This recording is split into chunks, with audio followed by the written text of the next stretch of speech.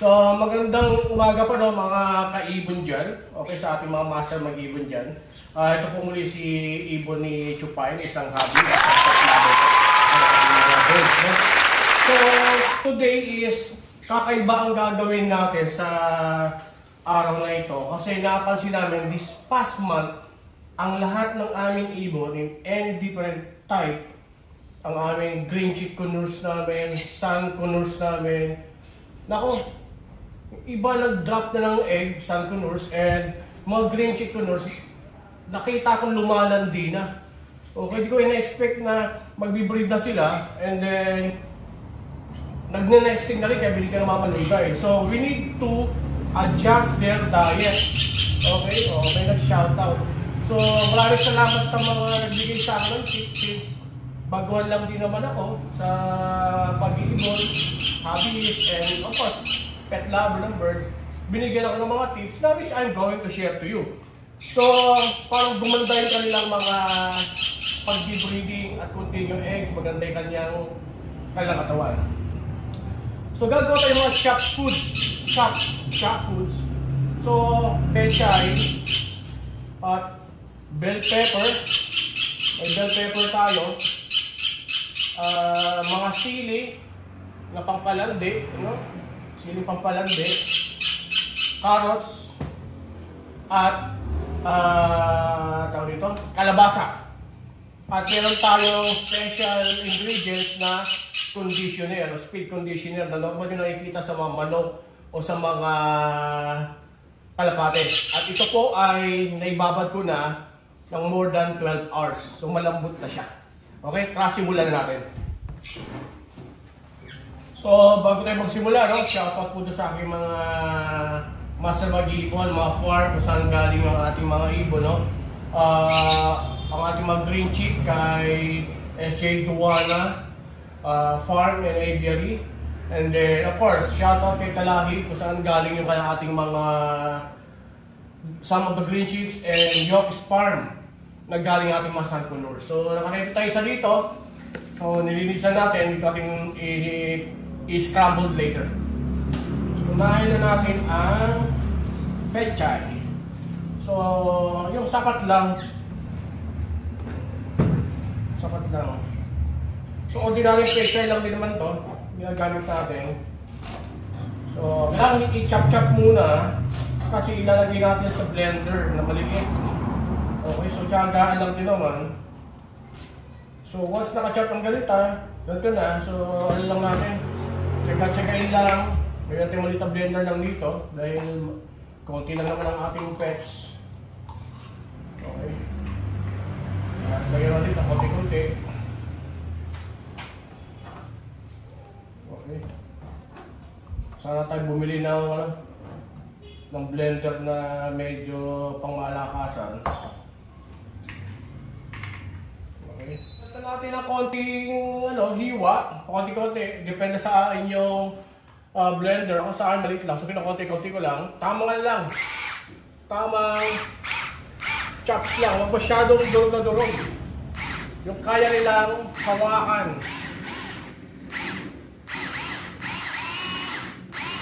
Okay. So mga ganyan, pwede na yun. So, yan, makikita nyo, pwede na yan, mga ganyang klaseng chop. So, ulit-ulitin lang yan sa ating, sa ating ibang gulay. So, kagaya nga na ito, yun na natin yung ating mga pechay. Hanggang sa maubos yung pechay natin. So, natapos na po yung ating pechay, So, mapapansin nyo, hindi siya durog na pino. Yung sakto na lang siya. Talaga parang salad lang, So, tapos tayo dito. So, sa next gulay naman na ating i-chop. So, next is itong itong bell pepper. So, yung bell pepper, ilalagay na natin. Isabay na natin yung yung siling labuyo na pangpalandi nila.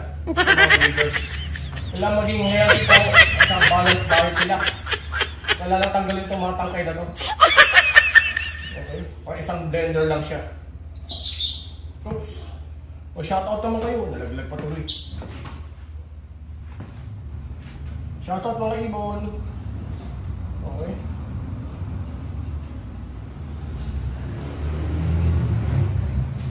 Ito natin sa akin pinaka tangkay. So, galang din. Mga siling labuyo natin. Siling labuyo, pampalandik nila. And yung bell pepper, isama na rin natin. Okay. Yung bell pepper, i-chop na lang din ganito para madaling ma-blender. So, same goes sa ano. So, ayan. Halo na sila. I-blend na natin. So, ayan. Inanan natin. So, ayan. Isimulan na natin. So, blend natin. Halo na yung ano, yung siling labuyo tsaka bell pepper natin. Yung sakto lang na ano, na mahahawakan nila, makakain na maayos. Kasi, nagsasayang sila pag yung malalaki ang mahiwa. Yan. I think pwede na to. Okay. So, tapos na tayo sa mga bell pepper at saka siling labuyo, no? So, makikita nyo yung chop. Pakita ko lang. So, yung mga ganitong klaseng chop, pwede na to. Then, i-mix lang po natin dito. Mamaya na tayo mag-ano. Okay. So, ang next na i-chop po natin ay ang kalabasa. So, ganoon din, tatansya nyo lang kung ilan ang alaga ng mga ibon. So, huwag mag-overprep ng mga gulay. Ibabalanse lang. Since medyo matigas to, kailangan hiwain ng mas maliit. Okay? Para madaling ma-chop.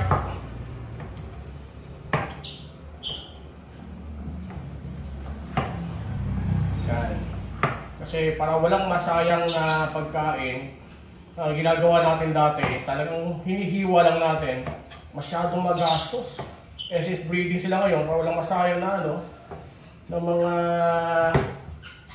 gulay. So ito ang gagawin natin. Okay? So we are now chopping itong ating ano, kalabasa. So nasa kalabasa na po tayo. So kailangan talaga natin magpalit ng ating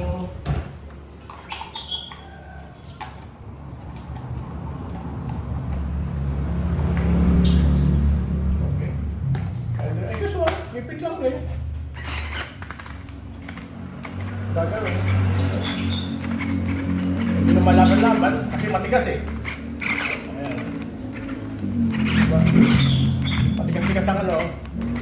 Paano tayo nagpapakbit, no? So, tsaga-tsaga. Ayan. So, ihahalo na natin ulit. Dito. Ayan na sila. Then, go to the next, next recipe. May dadagdag. So, we'll go to the carrots na. So, sa carrots na tayo, so, chop na natin ng mas maliit na konti muna para madaling i-blender, no? Kasi pag nadadampot nila yan, okay, at itatapon din nila. So dapat talaga yung nakakain nila. Kaya nila sasayang hindi nadadampot lahat. Kaya dapat biniblender natin at make sure na nakakain nila. So ganun pa rin ang proseso natin. This will be the last vegetable, no? For this recipe, kung meron kayo dyang mga ibang recipe mas maganda, no? Share to me. At kailangan ko yan. Mga baka ko lang yan. Blend kami natin. So make sure lang na ang tama lang din. Okay. Dagdag lang, parang ginagahiwa. Parang grating ang ginagawa natin pero ginagamitan natin na Okay. I think okay na siguro to. Okay.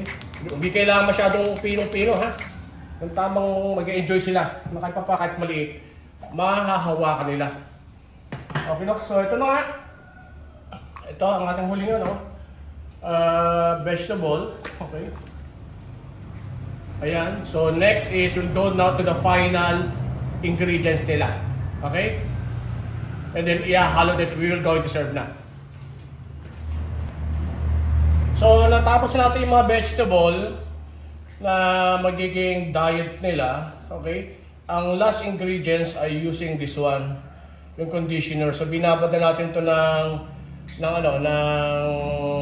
tawag dito, 12 hours. So, imimix na rin natin ito. So, once you have that one, gagawin nyo lang, syempre, hahaluin na lang natin to. Diba? Mukhang masarap pa. Okay. So, mukhang marami nga to, siguro. Hanggang bukas na lang makakain to.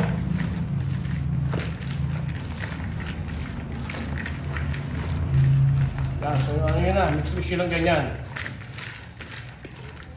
And then, is okay na to. Ready na siya. Pwede natin i-serve. Okay? Pwede na natin i-serve to. Sa bawat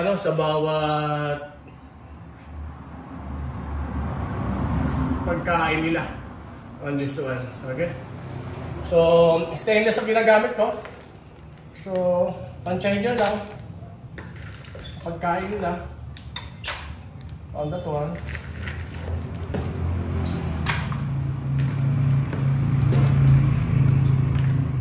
For sure, medyo maatat na sila.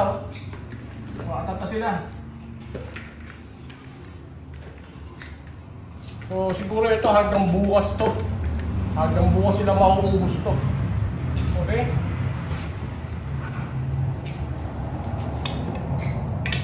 Ayan. So tara, ito ready na. Ready na yung chinap nating mix food na diet, no? Doon sa ating mga pinakita ko kanina. And ready to serve na po sa ating mga mahal na mga ibon. Sa ating sun conure, green chick conure, and even African lovebirds po pwede to. Okay? Tara, let's go! Hello! You know, wow! So, si Cookie and Biscuit. So, lumalandi na sila. Kung nag-start na ng breeding, nag-nesting na kaya. Hindi na natin pwedeng laruin, playtime, nakikita nyo. So, wala tayong playtime with them for the meantime. Taas naman si Lazada at saka si Shopee. Ito mga breeder ko, ito mga first breeder ko.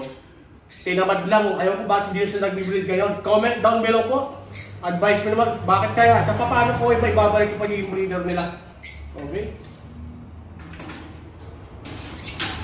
The next is the Sun and Moon. Si Sun and Moon is sun conures.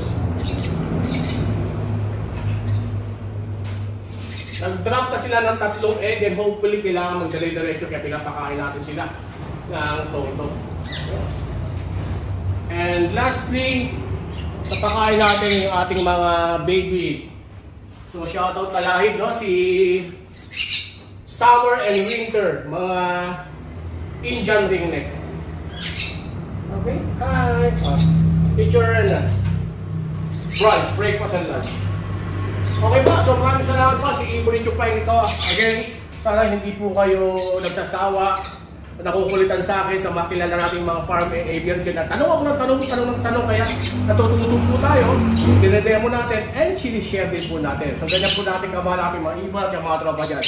Shoutout kay Talahib Aviary, shoutout kay Arvin Aviary, Bird Essential Pet Shop, shoutout kay Yogis Farm, shoutout kay SNJ Duwana Aviary and Farm. So maraming salamat po and more videos to come. Please subscribe to my channel para dumami yung channel natin. And then siyempre ma-excite naman ako, ma-inspired. Hanggang sa lumaki yung mga ibon natin, dumami tayo. And then lumaki ang ating YouTube channel na Ivory Chupay. Maraming salamat po. Happy weekend!